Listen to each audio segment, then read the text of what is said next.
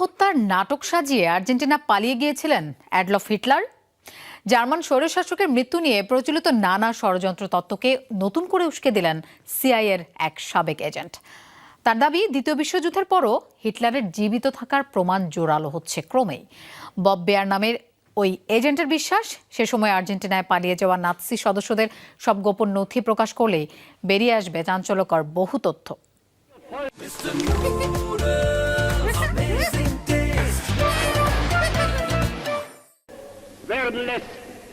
1945 সালের 30 এপ্রিল পতন নিশ্চিত জেনে বার্লিনের এক সুরক্ষিত বাংকারে আত্মহত্যা করেছিলেন অ্যাডলফ হিটলার।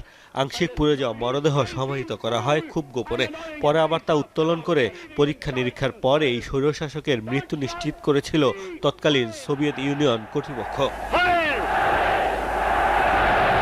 তবে সত্যি কি সেদিন আত্মহত্যা করেছিলেন আলোচিত জার্মান স্বৈরশাসক? এত বছর পরও নানা ষড়যন্ত্র তত্ত্বের কারণে স্পষ্ট হয়নি হিটলারের মৃত্যুর রহস্য। সবচেয়ে বেশি প্রচলিত যে গুঞ্জন, তা হচ্ছে সে সময় আর্জেন্টিনা পালিয়ে গিয়েছিলেন তিনি। বিভিন্ন মার্কিন গণমাধ্যমে প্রকাশিত গোয়েন্দা সংস্থা সিআইএর এক নথিতে দেখা যায়, মৃত্যুর পরও অন্তত 10 বছর হিটলারের খোঁজে দক্ষিণ আমেরিকায় গোপন অভিযান চালিয়েছিল গোয়েন্দারা।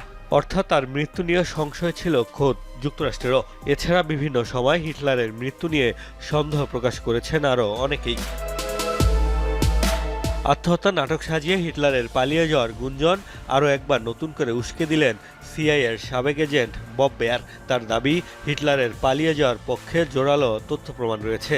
ব্রিটিশ সংবাদ মাধ্যম ডেইলি মেইলকে দেয়া সাক্ষাৎকারে তিনি দাবি করেন, মৃত্যুর খবর ছড়িয়ে আর্জেন্টিনায় আশ্রয় নিয়ে ঘনিষ্ঠ অনুসারীদের সাথে নাৎসি সাম্রাজ্যকে পুনরুজ্জীবিত করার চেষ্টা করেছিলেন হিটলার।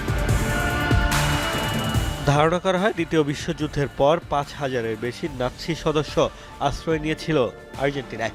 সম্প্রতি দেশটিতে আশ্রয় নেওয়া হিটলারের সমর্থকদের সব গোপন নথি প্রকাশের ঘোষণা দিয়েছে সরকার। বব বেয়ারের দাবি, নথিগুলো প্রকাশ পেলে মিলবে অনেক চাঞ্চল্যকর তথ্য। এমনকি নতুন করে লিখতে হতে পারে হিটলারের মৃত্যুর ইতিহাস।